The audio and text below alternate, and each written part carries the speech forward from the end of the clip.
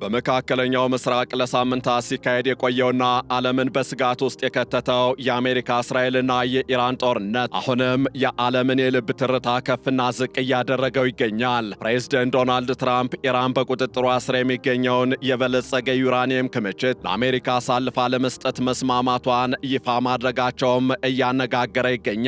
ይህንን ተከትሎም በሁለቱ ሀገራት መካከል ያለው የጦርነት ድባብ ወደ ሰላም ስምምነት ሊቀየር እንደሚችል ተስፋዎች እየታዩ ነው እየተባለ ይገኛል። ይሁን እንጂ ይህ ስምምነት በተለይ በኢራን በኩል መስመሮች ተብለው በተቀመጡትና በአሜሪካ ጥብቅ ቅድመ ሁኔታዎች መካከል የተወጠረ መሆኑም እየተገለጸ ነው።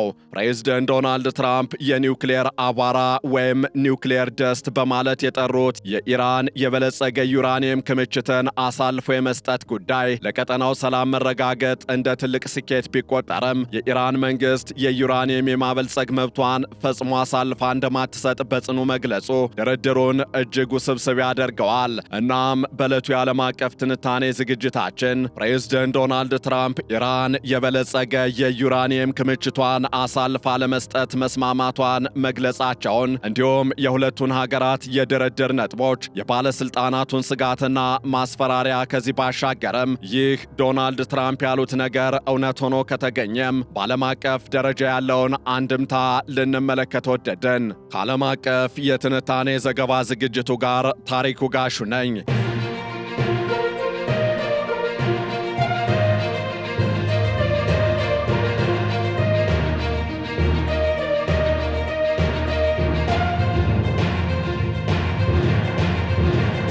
የአሜሪካው ፕሬዝዳንት ዶናልድ ትራምፕ አስተዳደርና የኢራን እስላማዊ ሪፐብሊክ መንግስት በመካከላቸው የተቀሰቀሰውን መጠነ ሰፊ ጦርነት ለማቆምና ዘላቂ ሰላም ለማውረድ የሚያስችል ስምምነት ላይ ለመድረስ እጅግ መቃረባቸውን የሚጠቁሙ መረጃዎች እየወጡ ይገኛሉ።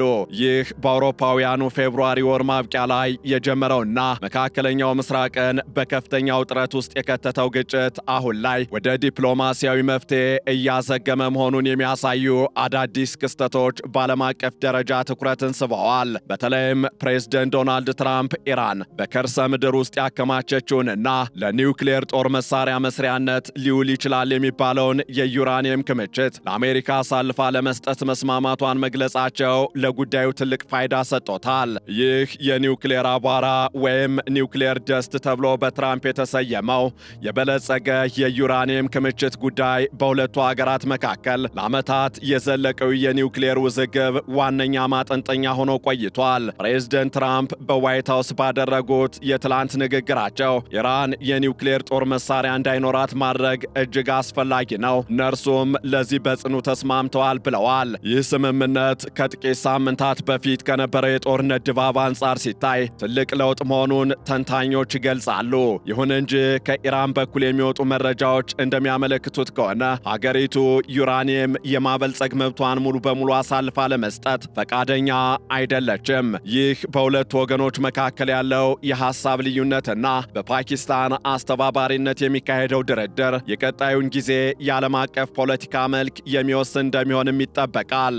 በሌላ በኩል ደግሞ በአሜሪካና በኢራን መካከል ያለው ወቅታዊ ግንኙነት እጅግ በተወሳሰበ የዲፕሎማሲና የዛቻ መስመር ላይ ይገኛል። ፕሬዝዳንት ዶናልድ ትራምፕ ኢራን ያከማቸችውን የበለጸገ ዩራኒየም ለአሜሪካ ለማስረከብ መስማማቷን በይፋ ቢናገሩም ኢራን ግን ይህንን ዓለም አቀፍ ትንታኔ እስካጠናቀርንበት ጊዜ ድረስ በይፋዊ መልኩ መግለጫ አልሰጠችም ወይም አላረጋገጠችም። ሆኖም ግን እንደ ዶናልድ ትራምፕ ገለጻ ከሆነ ኢራን የኒውክሌር አቧራውን ወይም በሳቸው አጠራር ኒውክሌር ደስቱን ለአሜሪካ ለማስረከብ የተስማማችው አሜሪካ በቢቱ ቦምብ ጣይ አውሮፕላኖች ካደረገችው ጥቃት በኋላና በተጣለባት ጠንካራ የባህር ላይ እገዳ ምክንያት ነው። ፕሬዝዳንቱ ይህንን ጉዳይ ሲገልጹ በጣም ከመሬት በታች የሚገኘውን የኒውክሌር አቧራ ሊሰጡን ተስማምተዋል ብለዋል። ሆኖም ግን የኢራን የውጭ ጉዳይ ሚኒስቴር ዩራኒየም የማበልጸግ መብታቸው ፈጽሞ የማይደራደሩበት ጉዳይ መሆኑንና የማበልጸጊያ ደረጃ ደረጃው ላይ ብቻ ውይይት ሊደረግ እንደሚችል ገልጿል። ይህ የኢራን አቋም ከዶናልድ ትራምፕ አስተዳደር ቀይ መስመሮች ጋር በእጅጉ ይጋጫል። ዋይት ሃውስ ኢራን ማንኛውንም አይነት የዩራኒየም ማበልጸግ ሥራ እንድታቆም፣ ዋና ዋና የኒውክሌር ተቋማቷን እንድታፈርስና ቀደም ሲል ያበለጸገችውን ዩራኒየም እንድታስረክብ ይፈልጋል። በተለይም አሜሪካ የ20 ዓመታት የማበልጸግ እገዳ እንድትጥል ስትጠይቅ፣ ኢራን ግን ለ5 ዓመታት ብቻ የማቆም ሐሳብ ማቅረቧ በድርድሩ ላይ ትልቅ እንቅፋት ሆኖ ቆይቷል። ከዚህ ባሻገርም የአሜሪካው የመከላከያ ሚኒስትር ፔት ኤግዜት በበኩላቸው ኢራን የቀረበላትን የስምምነት አማራጭ የማትቀበል ከሆነ አሜሪካ እርምጃ ከመውሰድ ወደ ኋላ እንደማትል በግልጽ አስጠንቅቀዋል። ኢራን የተሳሳተ ምርጫ ካደረገች መሠረተ ልማቶቿ፣ የኃይልና የኢነርጂ ተቋማቶቿ በቦምብ ይደበደባሉ፣ እንዲሁም ጥብቅ እገዳ ይጠብቃታል በማለት ኤግዜት ዳግም አስጠንቅቀዋል። ይህ የዛቻ ንግግር በድርድሩ ጠረጴዛ ላይ በኢራን ላይ ጫና ለመፍጠር የታለመ ቢሆንም በቀጠናው ያለውን የጦርነት ስጋት ግን እጅግ አንሮታል። ዶናልድ ትራምፕ በበኩላቸው ይህንን ጦርነት በሁለተኛው የፕሬዝደንትነት ዘመናቸው እንደ ትንሽ ትኩረት ማዞሪያ ወይም ሊትል ዳይቨርሽን በማለት የገለጹ ሲሆን ዋናው ዓላማቸው ኢራን የኒውክሌር ጦር መሳሪያ እንዳታገኝ መከላከል መሆኑን አጽንኦት ሰጠዋል። ይሁን እንጂ በአሜሪካ ሕዝብ ዘንድ የተደረጉ የሕዝብ አስተያየት ጥናቶች እንደሚያሳዩት ከሆነ 51 በመቶ የሚሆኑት አሜሪካውያን ከኢራን ጋር የሚደረገው ጦርነት የሚያስከትለው ወጪ የማይገባ መሆኑን ያምናሉ። ይህ የውስጥ ፖለቲካ ጫና ዶናልድ ትራምፕ በፍጥነት ወደ ስምምነት እንዲያመሩ አንዱ ምክንያት ሊሆን እንደሚችልም ይገመታል። ይህ በእንዲህ እንዳለ ለኢራን የበለጸገ ዩራኒየምን ለአሜሪካ አሳልፎ መስጠት ምን ማለት ነው የሚለው ነጥብ ለድርድሩ ስኬታማነት እጅግ ወሳኝ ነጥብ ተደርጎ ይወሰዳል።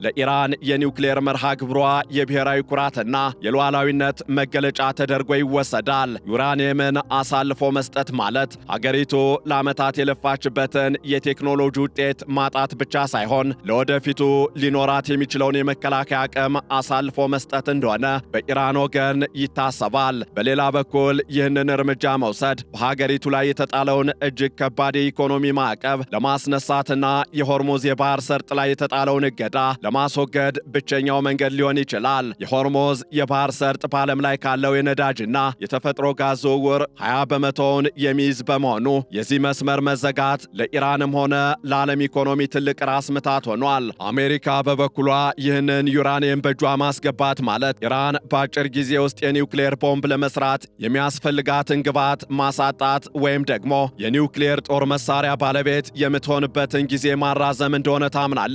ይህ ጉዳይ በሁለቱ ሀገራት መካከል እንደ አውሮፓውያኑ የዘመን አቆጣጠር በ2015 ከተደረገው የኒውክሌር ስምምነት አንጻር ሲታይ ልዩ ትርጉም እንዳለውም ይገለጻል። የ2015ቱ ስምምነት ኢራን የዩራኒየም ክምችቷን በ98 በመቶ እንድትቀንስና የማበልጸግ ደረጃዋን ከ3.67 በመቶ በላይ እንዳታደርግ የሚገድብ እንደነበር ይታወቃል። ሆኖም ዶናልድ ትራምፕ በ2018 ከዚህ ስምምነት መውጣታቸውን ተከትሎ ኢራን የማበልጸግ ስራዋን ወደ 60 በመቶ ከፍ አድርጋለች። አሁን ላይ እየተደረገ ያለው ድርድር ከቀድሞው ስምምነት ይልቅ ጠንካራና ሁሉንም የኢራን የኒውክሌር እንቅስቃሴዎች በዘላቂነት የሚያግድ እንዲሆን አሜሪካ አጥብቃ ትፈልጋለች።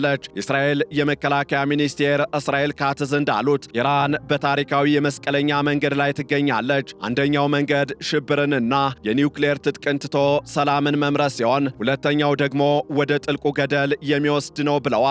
ይህ የሚያሳየው የቀጠናው ሀገራትም የዚህን ስምምነት ውጤት በከፍተኛ ጥንቃቄ እየተከታተሉ መሆኑን ነው። በሌላ በኩል ደግሞ በአሜሪካና በኢራን መካከል የሚደረገው ስምምነት ወይም አለመስማማት በዓለም በአሜሪካና በመካከለኛው ምስራቅ ቀጠና ላይ የሚኖረው ተጽዕኖ እጅግ ከፍተኛ መሆኑ ግልጽ ነው። ስምምነት ላይ መድረስ ከተቻለ የዓለም የነዳጅ ዋጋ እንዲረጋጋ፣ የባህር ላይ የንግድ መስመሮች በነጻነት እንዲቀጥሉና መርከቦችም እንዲንቀሳቀሱ ከዚህ ባለፈም በመካ በመካከለኛው ምስራቅ ያለው የረዥም ጊዜ ውጥረት እንዲቀንስ ያደርጋል። በተለይም በሊባኖስና በእስራኤል መካከል የተጀመረውን የተኩስ አቁም ስምምነት የበለጠ ሊያጠናክረው ይችላል። በሌላ በኩል ድርድሩ ሳይሳካ ቢቀርና ፔቴክሴት እንዳሉት የቦምብ ጥቃት እርምጃዎች የሚወሰዱ ከሆነ ዓለም ወደማይወጣበት የምጣኔ ሀብት ቀውስና መጠነ ሰፊ ቀጠናዊ ጦርነት ሊገባ ይችላል። ይህ ደግሞ በኢራን የሚደገፉ እንደ ሂዝቦላህ፣ ሐማስና ሐውቲ ያሉ ቡድኖች ጥቃቶቻቸው እንዲያጠናክሩ በማድረግ ቀጠናውን የባሰ የጦርነት ባድማ ሊያደርገው ይችላል። ፕሬዝደንት ዶናልድ ትራምፕ ግን በንግግራቸው ላይ ያላቸው ተስፋ የአክሲዮን ገበያው በጥሩ ሁኔታ ላይ ነው፣ የነዳጅ ዋጋ እየቀነሰ ነው፣ እንዲሁም ከኢራን ጋር ስምምነት የምናደርግ ይመስለኛል የሚል ነው። ይህ በእንዲህ እንዳለ ለወደፊቱ መፍትሄ ሊሆን የሚችለው በፓኪስታን የሚደረገው ቀጣዩ የድርድር ዙር ወሳኝ ይሆናል። ፓኪስታን በሁለቱ ጠላት ሀገራት መካከል እንደ ድልድይ ሆና እያገለገለች ትገኛለች። ዶናልድ ትራምፕ ስምምነቱን ለመፈረም ወደ ኢስላማባድ ለመጓዝ ፈቃደኛ መሆናቸው ለድርድሩ የሰጡትን ትልቅ ትኩረት ፍንትዋ አድርጎ ያሳያል። ሆኖም ዘላቂ ሰላም ለማምጣት ኢራን የምታነሳቸውን የሉዓላዊነት ጥያቄዎችና አሜሪካ የምታነሳቸውን የደህንነት ስጋቶች የሚያስታርቅ ታላቅ ድርድር ወይም ግራንድ ባርጌን ያስፈልጋል። ይህ ድርድር የኒውክሌር ጉዳይን ብቻ ሳይሆን ኢራን በቀጠናው ለሚንቀሳቀሱ ታጣቂ ቡድኖች የምታደርገውን ድጋፍ ማቆምና ቀጠናዊ የጸጥታ ትብብርን ማካተት ይኖርባታል።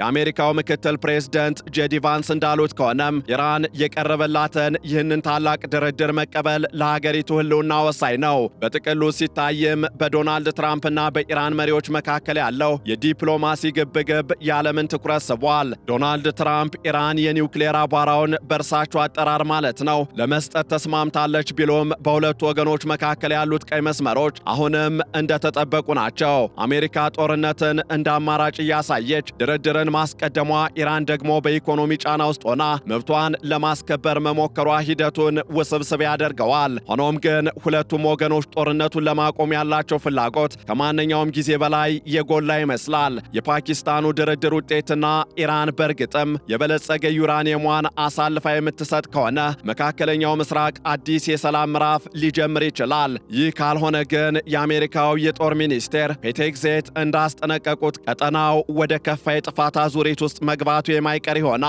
ከዚህ ባለፈም የሁለቱ ሀገራት መሪዎች ከጦርነት ይልቅ የዲፕሎማሲውን መንገድ መርጠው በጋራ ተጠቃሚነት ላይ የተመሰረተ ስምምነት ላይ መድረስ መቻላቸው ለዓለም ወሳኝ ሚና የሚጫወት ይሆናል። ፕሬዝደንት ዶናልድ ትራምፕ እንዳሉት ኢራን ስምምነት ትፈልጋለች፣ እኛም በጥሩ ሁኔታ እያነጋገርናቸው ነው። አንድ በጣም አዎንታዊ ነገር እንደሚከሰት አስባለሁ የሚለው ተስፋ እውን የሚሆንበትን ጊዜ ዓለም በጉጉት ይጠብቃል። በአጠቃላይ የአሁኑ የአሜሪካና የኢራን ውዝግብ ከቀላል ግጭትነት ባለፈ የዓለምን የኃይል ሚዛን የሚወስን ክስተት ሆኖ ብቅ ብሏል። ፕሬዝደንት ዶናልድ ትራምፕ በሰጡት መግለጫ ኢራን ያበለጸገችውን የኒውክሌር ክምችት ለመስጠት ተስማምታለች ማለታቸው ለወራት የዘለቀው የከፍተኛ ጫና ስልት ውጤት እያመጣ መሆኑን ለማሳየት ይመስላል።